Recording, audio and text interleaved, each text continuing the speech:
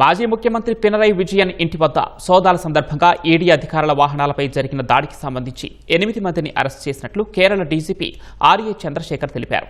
నిన్నటి ఘటనపై దర్యాప్తు సరైన దిశలోనే సాగుతోందని డీజీపీ తెలిపారు. దాడి చేసిన మరికొందరిని కూడా గుర్తించామని చెప్పారు. ఈడీ బృందాలపై దాడుల ఘటనను హోంమంత్రి రమేష్ చెన్నతలకు వివరించినట్లు ఆయన తెలిపారు. దోషులపై కఠిన చర్యలు తీసుకోవాలని హోంమంత్రి ఆదేశించారని చంద్రశేఖర్ వివరించారు. సోదాల గురించి ముందుగా ఈడీ తమకు ఎలాంటి సమాచారం ఇవ్వలేదన్నారు. కానీ తనిఖీలు చేపట్టిన తర్వాత తాము భద్రతను ఏర్పాటు చేశామన్నారు. నిన్న ఈడీ అధికారులు భద్రతా సిబ్బందిపై జరిగిన దాడికి సంబంధించి కేరళ పోలీసులు సుమారు 300 మందిపై కేసులు నమోదు చేశారు.